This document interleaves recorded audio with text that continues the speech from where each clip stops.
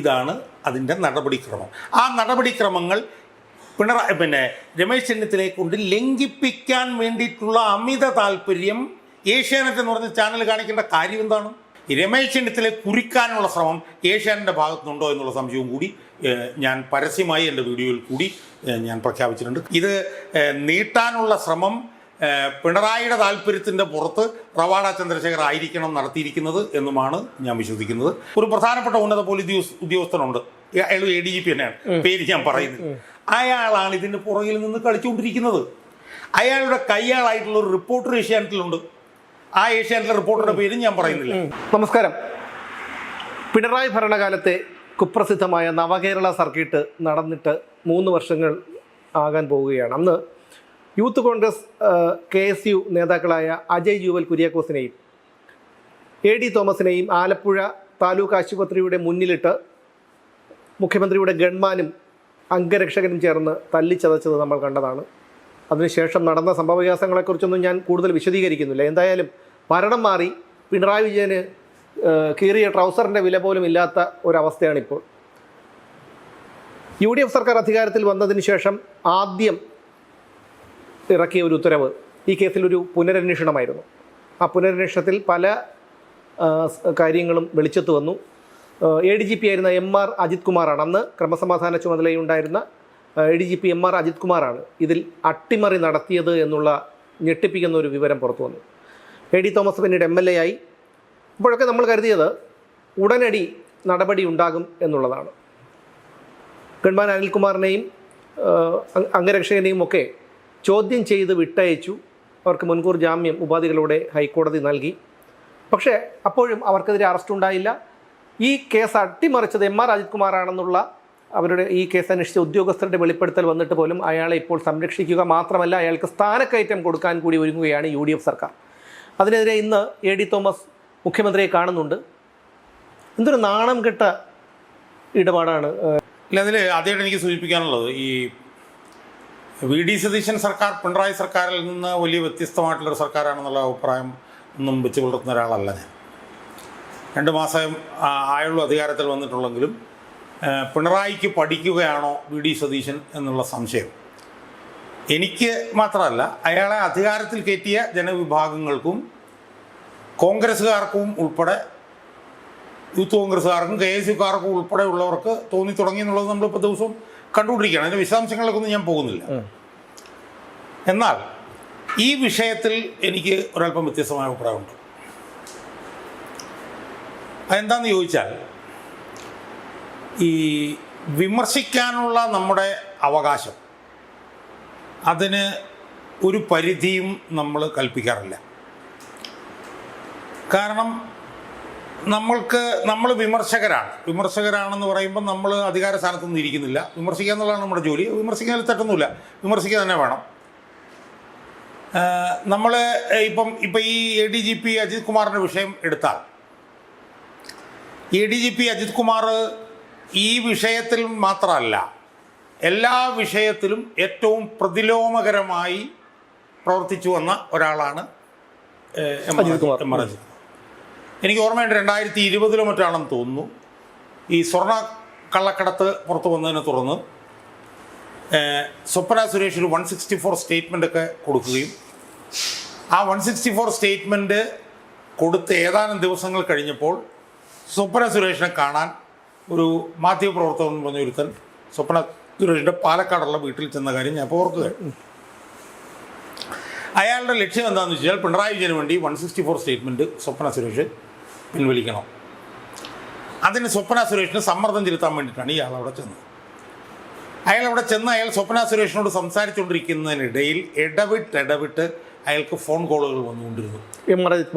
ആ ഫോൺ കോളുകൾ വന്നത് അന്ന് വിജിലൻസ് ഡയറക്ടറായിരുന്ന MR അജിത് കുമാറിൽ നിന്നായിരുന്നുവെന്ന് സ്വപ്ന സുരേഷ് തന്നെ പിന്നീട് പരസ്യമായി പറയുകയും പിന്നീട് ആ ഫോൺ കോൾ ലിസ്റ്റ് വരെ പുറത്തു വന്നതും എനിക്ക് ഓർമ്മയുണ്ട്.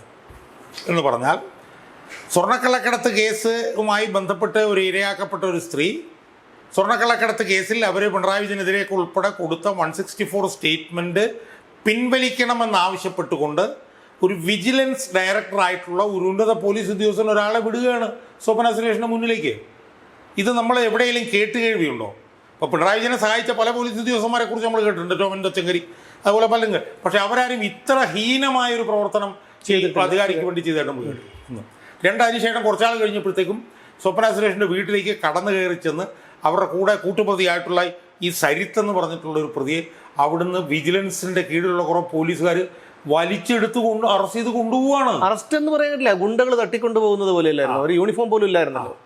അപ്പോൾ വിജിലൻസിൻ്റെ പോലീസ് ഉദ്യോഗസ്ഥന്മാർക്ക് അങ്ങനെ അറസ്റ്റ് ചെയ്യാൻ പോലും ഒരു അധികാരം ഇല്ലാത്ത സാഹചര്യത്തിൽ പിണറായി വിജയന് വേണ്ടി എത്ര ഹീനമായും ഒരു ഗുണ്ടയെ പോലെ പ്രവർത്തിക്കാമെന്ന് തെളിയിച്ച ഒരാളാണ് ADGP അജിത് കുമാർ. അയാൾ പിന്നീട് പിണറായി വിജയന് വേണ്ടി ദത്താത്രേയ ഹോസബോളെ കാണാൻ പോയി, രാംമാധവനെ കാണാൻ പോയി, പൂരം കലക്കി, BJP-ക്കാർക്ക് വേണ്ടി പൂരം കലക്കി കൊടുത്തു, പിണറായി വിജയന് വേണ്ടി ഇവരെ കാണാൻ പോയി. അപ്പോൾ അങ്ങനെ നമ്മൾ നോക്കിയാൽ നമ്മുടെ പോലീസ് സേനയിൽ നമ്മൾ കണ്ടിട്ടുള്ളതിൽ വെച്ച് ഏറ്റവും ഹീനമായിട്ടുള്ള ഭരണാധികാരികളുടെ പൃഷ്ഠം താങ്ങുന്ന, അവർക്ക് വേണ്ടി ഗുണ്ടാപ്പണി എടുക്കാൻ പോലും മടിയില്ലാത്ത ഒരു തരം താഴ്ന്ന വ്യക്തിത്വത്തിന് ഉടമയാണ് ഈ ADGP സ്ഥാനത്തിരിക്കുന്ന MR അജിത് കുമാർ എന്നുള്ള കാര്യത്തിൽ നമുക്ക് യാതൊരു തർക്കവുമില്ല.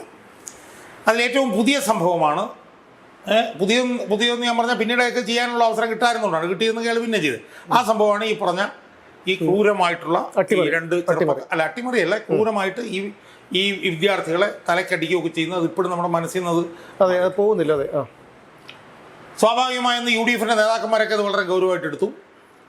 അവരധികാരത്തിൽ വന്നു. ആദ്യ ക്യാബിനറ്റിൽ തന്നെ ഇതിനെക്കുറിച്ച് അന്വേഷിക്കാൻ SIT രൂപീകരിച്ചു. അതിൻ്റെ അന്വേഷണ തോമര ഏറ്റവും കാര്യക്ഷമമായി പ്രവർത്തിക്കുന്ന TP വധക്കേസിലൊക്കെ കാര്യക്ഷമമായ അന്വേഷണം നടത്തിയ ഷൗക്കത്ത് അലി എന്ന് പറഞ്ഞിട്ടുള്ള പോലീസ് ഉദ്യോഗസ്ഥന് നൽകുകയും മുഖ്യമന്ത്രിയായിട്ടുള്ള VD സതീശൻ്റെ ആദ്യ പത്രസമ്മേളനത്തിൽ തന്നെ ഞങ്ങളിതിലൊരു SIT രൂപീകരിച്ചിട്ടുണ്ട്, ഞങ്ങളുടെ കുട്ടികളുടെ കണ്ണുനീര് ഞങ്ങൾക്ക് മറക്കാൻ കഴിയില്ല എന്ന് പരസ്യമായി പ്രഖ്യാപിക്കുകയും ചെയ്തു. അതിനുശേഷം ജഡലമായ അന്വേഷണം നടന്നു. അന്വേഷണത്തിൽ ഇയാൾക്ക് കൂടി പങ്കുണ്ടെന്നുള്ള നിലയിൽ റിപ്പോർട്ട് വന്നു എന്നാണ് നമ്മൾ മനസ്സിലാക്കുന്നത്. ആ റിപ്പോർട്ട് DGP-യുടെ കയ്യിൽ എത്തി. എന്നാൽ DGP-യുടെ കയ്യിലെത്തിയതിന് ശേഷം എന്ത് സംഭവിച്ചു? ഒരു 17 ദിവസം DGP-യുടെ മേശപ്പുറത്ത് അനക്കമില്ലാതെ അത് കിടന്നു. ഇപ്പോൾ എന്നെ സംബന്ധിച്ച് പറയുകയാണെങ്കിൽ ആ 17 ദിവസം അവിടെ കിടന്നത് ഒട്ടും ശരിയായില്ല. അത് അവിടെ കിടക്കേണ്ട കാര്യമുണ്ടായിരുന്നില്ല. അതങ്ങനെ അനക്കമില്ലാതെ കിടന്നതിൻ്റെ ഏറ്റവും പ്രധാനപ്പെട്ട ഒരു കാരണം ഏതോ ശക്തികൾ എവിടുന്നൊക്കെയോ ഇയാൾക്ക് അനുകൂലമായി ഇടപെട്ടു എന്നത് വ്യക്തമാണ്. അതിപ്പോൾ എന്നെ സംബന്ധിച്ച് പറയുകയാണെങ്കിൽ അത് മറ്റുള്ളവരാരും ആകണമെന്നില്ല, അത് DGP തന്നെ ആവാനാണ് സാധ്യത എന്നാണ് എനിക്ക് തോന്നുന്നത്. കാരണം DGP പിണറായിയുടെ വിശ്വസ്ത വിനീത വിധേയനാണല്ലോ. മാത്രമല്ല IPS സ്നേഹം ഉണ്ടാവുമല്ലോ, കാരണം സാധാരണ പോലീസുകാരെ പോലെ അല്ലല്ലോ. അല്ല, അതിനപ്പുറത്ത് ഇയാൾക്ക് IPS സ്നേഹത്തിനപ്പുറത്ത് വിജയൻ ഒരു വർഷം കൂടെ നീട്ടി കൊടുത്തിട്ടാണ് പോയത്. അതുകൊണ്ട് അങ്ങനെ വിശ്വസ്ത വിനീത വിധേയനായിട്ട് നിൽക്കാതിരിക്കാൻ പറ്റുള്ളൂ. അങ്ങനെ ഉള്ള ഒരാളാണ്. അയാളുടെ മേശപ്പുറത്ത് 17 ദിവസം അത് വെച്ചത് പൂർണ്ണമായും തെറ്റാണ് എന്നുള്ള അഭിപ്രായമാണ് എനിക്കുള്ളത്. എന്നാൽ അങ്ങനെ ഇരുന്നു എന്നുള്ള കാരണം കൊണ്ട് ഇയാളെ UDF സർക്കാർ രക്ഷിക്കാൻ പോവുകയാണ്, UDF ഇയാൾക്ക് പ്രൊമോഷൻ കൊടുക്കാൻ പോവുകയാണ്, ഇയാളെ DGP-ആയി പ്രൊമോട്ട് ചെയ്യാൻ പോവുകയാണ് എന്നൊക്കെയുള്ള പ്രചരണങ്ങളോട് എനിക്ക് വിയോജിപ്പാണ് ഉള്ളത്. അതങ്ങനെയാണ് എന്ന് ഞാൻ വിശ്വസിക്കുന്നില്ല, അങ്ങനെയാകും എന്നും ഞാൻ വിശ്വസിക്കുന്നില്ല. ഇവിടെ ഇപ്പം നടന്നുകൊണ്ടിരിക്കുന്നത് എന്താണ്? ഇവിടെ ഇപ്പോൾ ഒരു പ്രചരണം നടന്നുകൊണ്ടിരിക്കുന്നത് ആണ്, അതിൽ പെട്ടുപോയിട്ടുള്ളതുകൊണ്ടാണ് സുമേഷും ഈ അല്ലല്ല അവിടെ ഞാൻ ഒന്ന് പറഞ്ഞോട്ടെ. ഈ പ്രചരണം നടന്നു എന്ന് പറയുന്നു, ഈ 17 ദിവസം DGP-യുടെ മേശപ്പുറത്ത് ഈ ഫയൽ ഇരിക്കുന്നു എന്ന് പറയുമ്പോൾ DGP-യുടെ മേശപ്പുറം എന്ന് പറയുമ്പോൾ വെന്റിലേറ്റർ ഒന്നും അല്ലല്ലോ, രോഗിയാണ് ഫയൽ എന്ന് നമുക്ക് കരുതാൻ കഴിയില്ല. പക്ഷേ ഇത് കോൺഗ്രസിനെ സംബന്ധിച്ചിടത്തോളം അവരുടെ അഭിമാന പ്രശ്നം കൂടിയാണ്. ആഭ്യന്തരമന്ത്രി രമേശ് ചെന്നിത്തലയാണ്. അദ്ദേഹം ആഭ്യന്തരമന്ത്രി ആയതിനു ശേഷം അദ്ദേഹം എപ്പോഴും ഓപ്പറേഷൻ തൂഫാൻ്റെ പുറകിലാണ്. അപ്പോൾ അദ്ദേഹത്തിന് ഇതുപോലെയുള്ളൊരു കാര്യം, അതിനൊരു നടപടിയെടുക്കാൻ എന്താണ് ഇത്ര വൈകലെന്ന് സ്വാഭാവികമായിട്ടും ആർക്കും സംശയം തോന്നും. ആ സംശയമാണ് ഞാൻ ഉന്നയിച്ചത്. ആ സംശയത്തിലൊന്നും അടിസ്ഥാനമില്ല എന്നുള്ള അഭിപ്രായമൊന്നും എനിക്കില്ല. സംശയത്തിന് അടിസ്ഥാനമുണ്ട്. പക്ഷേ സംസ്ഥാനത്തിന് അടിസ്ഥാനമുണ്ട് എന്ന് പറയുമ്പോഴും ഇത് ചെയ്യുമ്പോൾ അല്ലെങ്കിൽ ഇയാൾക്കെതിരെ ഒരു അച്ചടക്ക നടപടി എടുത്താൽ ആ അച്ചടക്ക നടപടി നാളെ നിയമവ്യവസ്ഥയുടെ മുന്നിലും നിലനിൽക്കണം. അത് നിലനിന്നില്ലെങ്കിൽ നമ്മളെന്ത് പറയും? കണ്ടോ, അച്ചടക്ക നടപടി എടുത്തു, അത് കോടതിയിൽ നിന്ന് തള്ളിപ്പോയി, മനസ്സിലായോ എന്ന് പറഞ്ഞ് വിമർശനവും വടിയെടുത്തുകൊണ്ട് നമ്മളങ്ങ് ഇറങ്ങും. അപ്പം അതുകൊണ്ട് തന്നെ അത് എടുക്കുമ്പോൾ അതിനകത്ത് ഒരു ദോഷവും വരാത്ത നിലയിലുള്ള നടപടിയിലേക്ക് പോകണം. അത് വളരെ പ്രധാനപ്പെട്ട ഒരു കാര്യമാണ്. ഇപ്പോൾ മാധ്യമങ്ങൾ എന്താ പറയുന്നത്? മാധ്യമങ്ങൾക്ക് ഇതിനകത്തൊരു ഒരു എല്ലാ മാധ്യമങ്ങളെന്ന് ഞാൻ പറയില്ല, ഞാനത് കഴിഞ്ഞ ദിവസം ഞാൻ വീഡിയോയും ചെയ്തു. അതിലേറ്റവും മുൻപന്തിയിൽ നിൽക്കുന്ന ഏഷ്യാനെറ്റാണ്.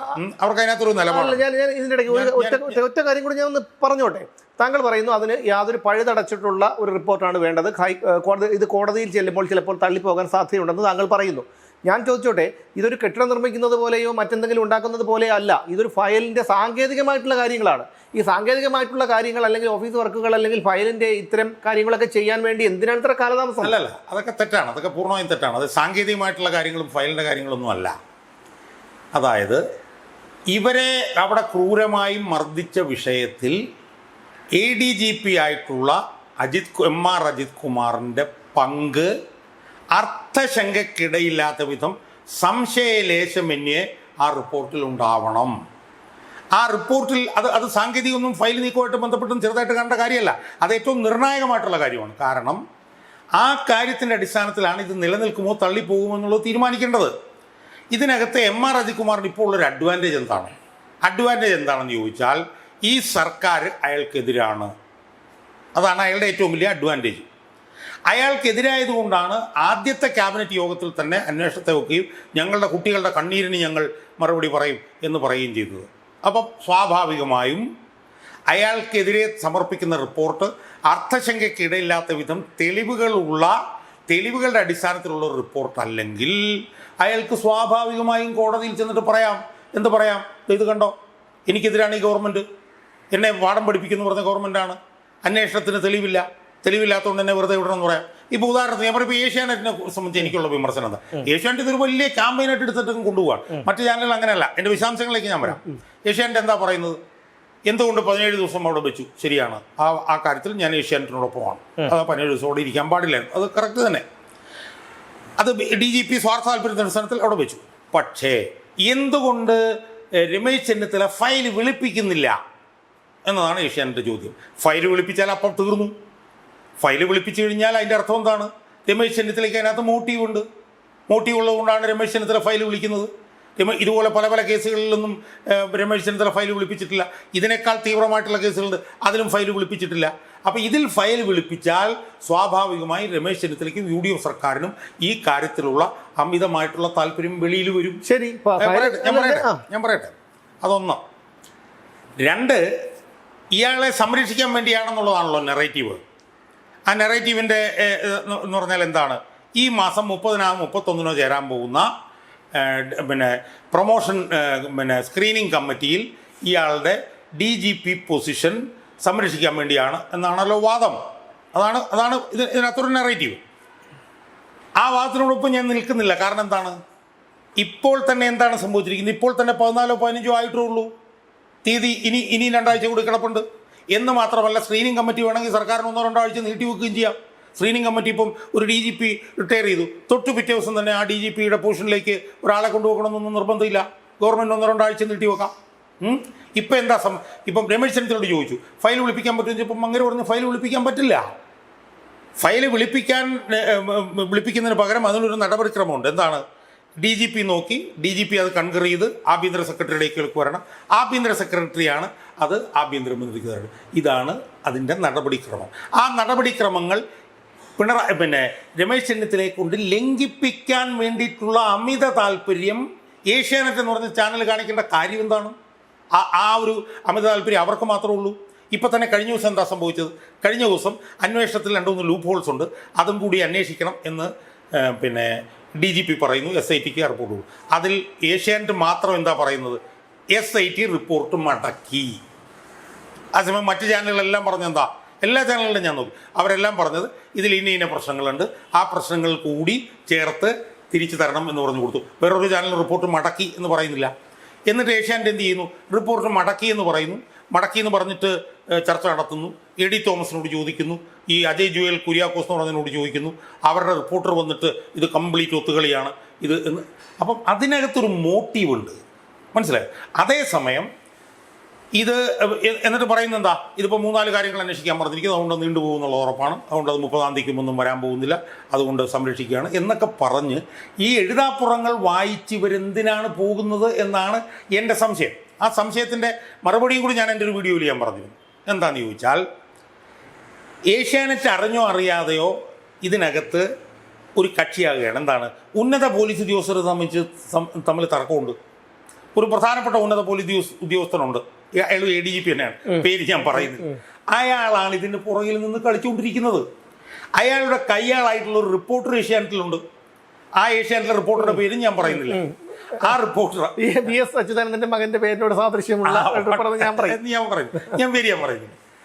അപ്പം അവനാണ് ഇതിനകത്ത് റിപ്പോർട്ട് ചെയ്യുന്നത് മുഴുവൻ. ഏഷ്യാനെറ്റിലെ ഫുൾ റിപ്പോർട്ട് അവൻ്റെയാണ്. മനസ്സിലായോ? ഓരോ ഘട്ടം കഴിയുമ്പോഴും അവനാണ് ഈ വാർത്തകളുമായിട്ട് പുറത്തേക്ക് വരുന്നത്. അതുപോലെ വാർത്തകൾ ഏഷ്യാനെറ്റ് മാത്രമേ കൊടുക്കുന്നുള്ളൂ, വേറെ ഒരു ചാനലും കൊടുക്കുന്നില്ല. അപ്പോൾ എനിക്ക് പല കാര്യങ്ങളിൽ ഈ സർക്കാരിനോട് വിമർശനമുണ്ട്. ആഭ്യന്തര വകുപ്പിൻ്റെ തന്നെ പല കാര്യങ്ങളിലോട് എനിക്ക് വിമർശനമുണ്ട്. ആ വിമർശനങ്ങളൊക്കെ ഞാൻ ആഭ്യന്തരമന്ത്രി നേരിട്ട് കണ്ടിട്ട് ഞാനത് സൂചിപ്പിക്കുകയും ചെയ്യും. പക്ഷേ ഈ വിഷയത്തിൽ ആഭ്യന്തരമന്ത്രിക്ക് UDF സർക്കാരിനും പുറകോട്ട് പോകാൻ കഴിയുമെന്ന് ഞാൻ വിചാരിക്കുന്നില്ല. അതിൻ്റെ കാരണം എന്താണെന്നറിയോ? പോയാൽ പൊളിറ്റിക്കലായി വലിയ തിരിച്ചടിയൊക്കെ ഉണ്ടാവും. അല്ല, സ്വാഭാവികമായിട്ടും ഇപ്പോൾ 2 മാസമാകാൻ പോകുന്ന ഈ സർക്കാർ അധികാരം ഏറ്റെടുത്തിട്ട് അവരുടെ ആദ്യത്തെ ക്യാബിനറ്റിൽ തന്നെ അവർ തീരുമാനിച്ച ഒരു സംഭവം കൂടിയാണത്. പ്രത്യേക അന്വേഷണ സംഘത്തെ രൂപീകരിക്കുന്നു. പ്രത്യേകിച്ചും ഷൗക്കത്ത് അലി പോലെയുള്ള ഒരു സമർത്ഥനായ ഉദ്യോഗസ്ഥൻ അന്വേഷണത്തിൻ്റെ തലപ്പത്ത് വരുമ്പോൾ സാധാരണക്കാരായ ഞാൻ ഉൾപ്പെടെയുള്ള എല്ലാവരും വളരെ പ്രതീക്ഷയോടുകൂടി കാണുന്നു. അപ്പോൾ നമ്മളെല്ലാവരെയും കൊഞ്ഞനം കുത്തി, സമൂഹത്തെ പോലും കൊഞ്ഞനം കുത്തിക്കൊണ്ട് ഈ മർദ്ദനമേറ്റവരെ പോലും പരിഹസിച്ചുകൊണ്ടാണ് ഇപ്പോൾ ഈ ഇതിലെ പ്രതികൾ നടക്കുന്നത്. അപ്പോൾ അത് ഞാൻ ചോദിച്ചോട്ടെ, അതിപ്പോൾ ഒരു കോടതിയുടെ ഉത്തരവ് പ്രകാരമാണ് ഇത് കാര്യങ്ങളൊക്കെ നീക്കേണ്ടതെങ്കിൽ അങ്ങനെ ഇതൊരു സർക്കാരിന് അല്ലെങ്കിൽ ഒരു DGPക്ക് അല്ലെങ്കിൽ ആഭ്യന്തരമന്ത്രിക്ക് പോലും ഒരു പക്ഷേ DGPയോട് അനൗദ്യോഗികമായി പറയാം, ആ കേസുമായിട്ട് ബന്ധപ്പെട്ടുള്ള ഫയലുകൾ എത്രയും വേഗം നീക്കാൻ ആവശ്യപ്പെടാം. അപ്പോൾ ഇതൊന്നും വരാത്തത് കൊണ്ട് സ്വാഭാവികമായിട്ടും ആർക്കായിരുന്നാലും ഇതുപോലെ സംശയം തോന്നുന്നത് മാത്രമല്ല, ഇന്ന് മർദ്ദനമേറ്റ AD തോമസ് ഇന്ന് മുഖ്യമന്ത്രിയെ കണ്ട് ഈ കാര്യം അവതരിപ്പിക്കുന്നുണ്ട്. അതൊക്കെ അവർ പറഞ്ഞോട്ടെ, അതിലൊന്നും ഒരു കുഴപ്പമില്ല. പക്ഷേ ഈ അജയ് ജുവൽ കുര്യാക്കോസും AD തോമസും ചാനൽ ചർച്ചകളിലെല്ലാം തന്നെ പറയുന്നത് ഞാൻ പറയുന്ന കാര്യമാണ് പറയുന്നത്. കാരണം ഇതിനകത്ത് നാളെ കോടതിയിൽ ഇത് തള്ളിപ്പോയെന്ന് വിചാരിക്കും, ഇങ്ങനെ ഇരിക്കും അവസ്ഥ. ഈ അടിച്ച പോലീസ് ഉദ്യോഗസ്ഥന്മാർക്ക് മുൻകൂർ ജാമ്യം കിട്ടി. ആരാ ചീത്തവിളി മുഴുവൻ കേട്ടത്? യഥാർത്ഥത്തിൽ ജാമ്യം കിട്ടിയത് എങ്ങനെയാണ്? ജാമ്യം കിട്ടിയത് CPMൻ്റെ തന്നെ പ്രോസിക്യൂട്ടർ പോയി വാദിച്ചിട്ടാണ് ജാമ്യം കിട്ടിയത്. ജാമ്യം കിട്ടിയപ്പോഴത്തേക്ക് അടി മുഴുവൻ സർക്കാരിനിട്ടാണ് കിട്ടിയത്. അല്ല, അത് സർക്കാരിന്റെ കുഴപ്പം കൊണ്ടാണ്. എന്തുകൊണ്ടാണ് പബ്ലിക് പ്രോസിക്യൂട്ടർ മാറ്റാത്തത് കൊണ്ടാണല്ലോ അവർക്ക് ജാമ്യം കിട്ടിയത്. പറഞ്ഞത് ആണ്. എന്നാൽ അന്വേഷണത്തിന്റെ ന്യൂനതകൾ ഉണ്ടായിരുന്നില്ല, പബ്ലിക് പ്രോസിക്യൂട്ടർ മാറ്റായിരുന്നുകൊണ്ടാണ്. അപ്പം ഈ റിപ്പോർട്ട് ഞാൻ വിശ്വസിക്കുന്നത്, ഈ റിപ്പോർട്ട് ഫുൾ പ്രൂഫാക്കി കൊടുത്ത് ഞാൻ ചോദിക്കുന്നത്, രമേശ് ചെന്നിത്തലയ്ക്ക് ഇതിനകത്ത് എങ്ങനെയാണ് സ്വാർത്ഥ താല്പര്യം നമുക്ക് ആട്രിബ്യൂട്ട് ചെയ്യാൻ കഴിയുക? കാരണം ഇയാൾക്ക് ശിക്ഷ കിട്ടിക്കഴിഞ്ഞാൽ ഏറ്റവും കൂടുതൽ ക്രെഡിറ്റ് രമേശ് ചെന്നിത്തലയെ കുറിച്ച് ആർക്കും യാതൊരു സംശയവുമില്ല. പക്ഷേ മുഖ്യമന്ത്രിയുടെ പല നിലപാടുകളും CPMനും പിണറായി വിജയനും അനുകൂലമായിട്ടുള്ളതാണ്. അതാണ് സംശയം ഉണ്ടാക്കുന്നത്. അതുകൊണ്ടാണ് പ്രതികളെ രക്ഷിക്കാനായി ഈ UDF സർക്കാർ ശ്രമിക്കുന്നു എന്നുള്ള ഒരു ആശങ്കയും സംശയവും പൊതുസമൂഹത്തിൽ. ഞാൻ അതിനോട് യോജിക്കുന്നില്ല. കാരണം രമേശ് ചെന്നിത്തലയുടെ താല്പര്യത്തിന് മുകളിൽ സതീശൻ അതിനകത്ത് എന്തെങ്കിലും ചെയ്യാൻ പറ്റും എന്ന് ഞാൻ വിശ്വസിക്കുന്നില്ല, ഒന്നാമത്തെ കാര്യം. രണ്ടാമത്തെ കാര്യം എന്ന് പറഞ്ഞു കഴിഞ്ഞാൽ, രമേശ് ചെന്നിത്തലയെ സംബന്ധിച്ചിടത്തോളം പൊളിറ്റിക്കലായിട്ടൊക്കെ ഭയങ്കര മൈലേജാണ് ഇത് നടന്നാൽ അതിൻ്റെ ക്രെഡിറ്റ് മുഴുവൻ അയാൾക്ക് കിട്ടും. അതുകൊണ്ട് തന്നെ അയാൾ ഇരിക്കുന്ന സ്വന്തം കൊമ്പ് മുറിക്കാൻ അയാൾ തയ്യാറാവുമോ? പ്രത്യേകിച്ച് തൂഫാൻ പോലുള്ള വിഷയങ്ങളിലൊക്കെ തന്നെ അയാൾക്ക് വലിയ തോതിലുള്ള പിന്തുണ കിട്ടിക്കൊണ്ടിരിക്കും. സത്യത്തിൽ ഈ സർക്കാരിനെ നിലനിർത്തുന്നത് തന്നെ, ഈ സർക്കാരിൻ്റെ കഴിഞ്ഞ 2 മാസം പ്രവർത്തനം എടുത്ത് നോക്കിയാൽ ഈ സർക്കാരിനെ യഥാർത്ഥത്തിൽ നിലനിർത്തുന്നത് തന്നെ ഇപ്പോൾ അത് മാത്രം സർക്കാരിനെ കുറിച്ചുള്ള വികസന പ്രവർത്തനങ്ങൾ അല്ലെങ്കിൽ അവരുടെ പ്രവർത്തികൾ ഇത് മാത്രമേ കേൾക്കാനുള്ളൂ, ഇത് മാത്രമേ പറയാനുള്ളൂ. ഇപ്പോൾ തൂഫാൻ്റെ കാര്യം നോക്കൂ, ഓരോ പടിയും രമേശ് ചെന്നിത്തല മുകളിലോട്ട് കയറുമ്പോഴത്തേക്കും സതീശൻ ഓരോ പടിയും ഓരോ ദിവസം ഇറങ്ങിക്കൊണ്ടിരിക്കുക. അല്ല, അത് ഒരു സന്ദർഭവശാൽ ഞാൻ പറയുകയാണ്. കാരണം ഇന്നലെ അദ്ദേഹത്തിൻ്റെ പത്രസമ്മേളനം ഞാൻ കാണാനിടയായി. മാധ്യമപ്രവർത്തകരോട് വളരെ അസഹിഷ്ണുത കാണിക്കുകയാണ്, പൊട്ടിത്തെറിക്കുകയാണ്. അത് പക്ഷേ ഈ പിണറായി വിജയനും VD സതീശനും ഒരുപോലെ തന്നെയാണ്. പിണറായി വിജയൻ്റെ സ്വതസിദ്ധമായ ശൈലിയിൽ വളരെ ക്രൂരമായ മുഖഭാവത്തോടു കൂടി അദ്ദേഹം പൊട്ടിത്തെറിക്കുന്നു, അധിക്ഷേപിക്കുന്നു. ഇദ്ദേഹം ചിരിച്ചുകൊണ്ട് കഴുത്തിറക്കുന്നു. ആ ഒരു വ്യത്യാസം മാത്രമേ ഉള്ളൂ. അത് ഒരിക്കലും അത് ഒരു UDF മുഖ്യമന്ത്രിക്ക് ചേർന്ന ഒരു കാര്യമല്ല. അപ്പം അതുകൊണ്ട് തന്നെ ഇതിനകത്ത് രമേശ് ചെന്നിത്തല ഒരു വിട്ടുവീഴ്ചയ്ക്കും തയ്യാറാകുമെന്ന് ഞാൻ വിശ്വസിക്കുന്നില്ല. കാരണം രമേശ് ചെന്നിത്തലയ്ക്ക് ഇത് ഭയങ്കര അഡ്വാൻറ്റേജ് ആയിരിക്കും. കാരണം യൂത്ത് കോൺഗ്രസിലും ഒക്കെ രമേശിന് ഭയങ്കരമായിട്ടുള്ള പിന്തുണ വർദ്ധിക്കുകയും ചെയ്യും. അതുകൊണ്ട് തന്നെ ഇത് ഫുൾ പ്രൂഫായി പോകണം എന്നും ഇതിൽ ശിക്ഷ അയാൾക്ക് കിട്ടണമെന്നും രമേശ് ചെന്നിത്തലയ്ക്കുള്ള താല്പര്യത്തിൻ്റെ പുറത്തുകൂടിയാണ് ഇപ്പോൾ ഈ നടപടിക്രമങ്ങൾ നടക്കുന്നത് എന്നാണ് ഞാൻ വിശ്വസിക്കുന്നത്. ഇത് നീട്ടാനുള്ള ശ്രമം പിണറായിയുടെ താല്പര്യത്തിൻ്റെ പുറത്ത് റവാഡ ചന്ദ്രശേഖർ ആയിരിക്കണം നടത്തിയിരിക്കുന്നത് എന്നുമാണ് ഞാൻ വിശ്വസിക്കുന്നത്. അതിനെ മറികടന്ന് ഈ അന്വേഷണ റിപ്പോർട്ട് ഫുൾ പ്രൂഫായിട്ട് പോകുമെന്നും അയാൾക്ക് ശിക്ഷ കിട്ടുമെന്നുമാണ് ഞാൻ വിശ്വസിക്കുന്നത്. രമേശ് ചെന്നിത്തലയെ കുറിക്കാനുള്ള ശ്രമം ഏഷ്യാനെറ്റിൻ്റെ ഭാഗത്തുനിന്നുണ്ടോ എന്നുള്ള സംശയവും കൂടി ഞാൻ പരസ്യമായി എൻ്റെ വീഡിയോയിൽ കൂടി ഞാൻ പ്രഖ്യാപിച്ചിട്ടുണ്ട്. കാരണം എല്ലാ ചാനലുകളിലും വെച്ച് നോക്കിക്കഴിഞ്ഞാൽ അതിൽ ഒരൊറ്റ ചാനലിന് മാത്രമാണ് ഇതിൽ ഭയങ്കരമായിട്ടുള്ള ഒരാശങ്ക. അങ്ങനെയാണെങ്കിൽ മറ്റു ചാനലുകളിലെല്ലാം ഉണ്ടാവണ്ടേ? പിന്നെ ഏഷ്യാനെറ്റിനെ സംബന്ധിച്ചിടത്തോളം ഏഷ്യാനെറ്റ് കേരളത്തിലെ പ്രധാനപ്പെട്ടൊരു ചാനലായതുകൊണ്ട് അവരുടെ കാര്യങ്ങൾക്ക് കുറച്ചുകൂടി പ്രാമുഖ്യം കിട്ടും എന്നുള്ളതൊരു വസ്തുതയാണ്. അപ്പോൾ അതുകൊണ്ട് മൊത്തത്തിൽ നമ്മൾ എടുത്തു നോക്കിയാൽ ഇത് ശരിയായ ദിശയിലാണ് പോകുന്നത് എന്നാണ് ഞാൻ മനസ്സിലാക്കുന്നത്. ഞാൻ ഇന്ന് രാവിലെയും ഇതുമായി ബന്ധപ്പെടൽ നടത്തിയിരുന്നു. അതിൽ നിന്നൊക്കെ എനിക്ക് കിട്ടിയിട്ടുള്ള വിവരം എന്ന് പറഞ്ഞു കഴിഞ്ഞാൽ ഇത് ഫുൾ പ്രൂഫായിട്ടുള്ള അന്വേഷണം നടക്കും. അതിൻ്റെ അടിസ്ഥാനത്തിൽ ഇയാൾക്ക് ശിക്ഷ കിട്ടും. അത് കോടതിയിൽ ചോദ്യം ചെയ്യപ്പെട്ടാൽ പോലും നിലനിൽക്കാത്ത തരത്തിലുള്ള ഒരു എല്ലാം തികഞ്ഞ ഒരു അന്വേഷണ റിപ്പോർട്ടിലേക്കാണ് കാര്യങ്ങൾ പോയിക്കൊണ്ടിരിക്കുന്നത് എന്നാണ് എനിക്ക് മനസ്സിലാക്കാൻ കഴിഞ്ഞത്. എന്തായാലും ഞാൻ എന്തൊക്കെ വാദങ്ങൾ ഉന്നയിച്ചാലും ഈ ഇത്തരം കാര്യങ്ങളിൽ ഒരു ശിക്ഷ കിട്ടണമെന്ന് തന്നെയാണ് ഞാൻ ആഗ്രഹിക്കുന്നത്. കാരണം ഇത് അജയ് ജുവൽ കുര്യാക്കോസും എ ഡി തോമസും ഒരു രാഷ്ട്രീയ സംഘടനയുടെ ഭാഗമായിരുന്നു. പിന്നീട് അദ്ദേഹം MLA ആയി. അവർക്ക് പോലും ഇതുപോലുള്ള ഒരു ദുരനുഭവമാണെങ്കിൽ നമ്മളെപ്പോലെയുള്ള സാധാരണക്കാരെ തല്ലിക്കൊന്ന് കുഴിച്ചു മൂടിയാൽ പോലും ആരും ചോദിക്കാനുണ്ടാവില്ല. ഇതൊക്കെ തേഞ്ഞു മാഞ്ഞ് പോവുകയുള്ളൂ. അതുകൊണ്ട് തന്നെ ഈ ഉന്നത ഉദ്യോഗസ്ഥനാണ് അല്ലെങ്കിൽ ഉന്നത പദവികൾ വഹിക്കുന്ന ആളാണ്, IPS കാരനാണ് എന്നുള്ളത് ഒരു കുറ്റകൃത്യം ചെയ്യുമ്പോൾ അതിന് ശിക്ഷ കിട്ടാതിരിക്കാൻ തക്ക വിധത്തിലുള്ള ഒരു കാരണമാകുന്നില്ല. അപ്പോൾ അതുകൊണ്ട് തന്നെ MR അജിത് കുമാറിനെ കുറിച്ച് നിരവധി വിവാദങ്ങളല്ല, തെളിവുകളടക്കമുള്ള പൂരം കലക്കൽ, സ്വപ്ന സുരേഷിൻ്റെ ഓടൊപ്പം ഉണ്ടായിരുന്ന സജിത്തിനെ പിടിച്ചു കൊണ്ടുപോകൽ, അങ്ങനെ പല കാര്യങ്ങൾ. അതിനെല്ലാം കൂടിയാണ് ഇവിടെ തിരുവനന്തപുരം കവടിയാറിൽ അവിടെ 22 സെൻറ്റ് സ്ഥലം അദ്ദേഹം വാങ്ങി അവിടെ ഒരു കെട്ടിടം നിർമ്മിക്കുന്നത്. അവിടെ 75-80 ലക്ഷം രൂപയുണ്ട് ഒരു സെൻറ്റിന് എന്ന് കൂടി മനസ്സിലാക്കണം. അപ്പോൾ ഇവർക്കൊക്കെ എന്തും ചെയ്യാം, സാധാരണക്കാരന് ഇതൊന്നും ചെയ്യാൻ പാടില്ല എന്ന് പറയുന്നതിനോട് അംഗീകരിക്കാൻ പറ്റില്ല. അത് യോജിക്കാൻ കഴിയുന്ന ഒന്നല്ല. അതായത് ഇപ്പോൾ തന്നെ ടോം ജെ തച്ചങ്കരി അദ്ദേഹം സർവീസിൽ ഇരുന്ന സമയത്ത് ഇതെല്ലാം ചെയ്തു. അത് കഴിഞ്ഞതിന് ശേഷം ഇതുപോലെ കോടതി കയറി ഇറങ്ങുന്നു. അദ്ദേഹം ജയിലിൽ കിടക്കുമെന്ന് ഒരു പ്രതീക്ഷയുമില്ല. കാരണം കേസ് അനന്തമായി നീണ്ടുപോവുകയും അദ്ദേഹത്തിൻ്റെ അവസാനം വരെ ഈ കേസ് അനന്തമായി നീണ്ടുപോകും. ഇവിടുത്തെ കോടതിയിൽ അദ്ദേഹത്തിനെതിരായ വിധി വന്നാൽ പോലും അദ്ദേഹം അപ്പീൽ പോകും. ഇവിടെ ആകെ കിടന്നിട്ടുള്ളത് ലക്ഷ്മണയാണ്, IG ലക്ഷ്മണയാണ് മറ്റേ രാജൻ കേസുമായി ബന്ധപ്പെട്ട് കുറച്ച് ദിവസം കിടന്നിട്ടുള്ളത്. അപ്പോൾ അതുകൊണ്ട് അവർക്കൊക്കെ ഒരു നിയമം, ഞാൻ എപ്പോഴും പറയാറുള്ളത് പോലെ ഈ CRPCയും IPCയും BNSഉം BNSSും ഒക്കെ നമ്മളെ പോലെയുള്ള സാധാരണക്കാർക്ക് വേണ്ടിയുള്ളതാണ്. പക്ഷേ ഇനി അങ്ങനെ വരാൻ പാടില്ല എന്നുള്ളതാണ്. അത് MR അജിത് കുമാറിന് അദ്ദേഹത്തിന് മാതൃകാപരമായിട്ടുള്ള ഒരു ശിക്ഷ കിട്ടിയേ മതിയാകൂ. കാരണം ഏതെങ്കിലും ഒരു ഭരിക്കുന്നവൻ, ഒരു വിവരവും വെള്ളിയാഴ്ചയും ഇല്ലാത്ത ഒരു രാഷ്ട്രീയക്കാരൻ പറയുന്നു അങ്ങനെ പറഞ്ഞാൽ അങ്ങനെ ഇരിക്കാൻ പറഞ്ഞാൽ, ഷാജൻ സാറിൻ്റെ ഭാഷയിൽ പറഞ്ഞാൽ ഇരിക്കാൻ പറഞ്ഞാൽ കിടക്കാൻ പറഞ്ഞാൽ കിടന്ന് 4 റൗണ്ട് ഉരുളുകയും ചെയ്യുന്നതല്ല ഈ ഇതുപോലെയുള്ള ഉദ്യോഗത്തിൻ്റെ ഒരു കാര്യം. അപ്പോൾ എന്തായിരുന്നാലും ഒരു MR അജിത് കുമാറിന് മാതൃകാപരമായിട്ടുള്ള ശിക്ഷ കിട്ടണം. ജാമ്യം ലഭിച്ച അനിൽകുമാർ ഉൾപ്പെടെയുള്ള പ്രതികൾക്ക് ജയിലിലേക്കുള്ള വഴി ഒരുങ്ങണം എന്ന് ആഗ്രഹിച്ചുകൊണ്ട് പ്രതീക്ഷിച്ചുകൊണ്ട് നിർത്തുന്നു. വീണ്ടും കാണാം.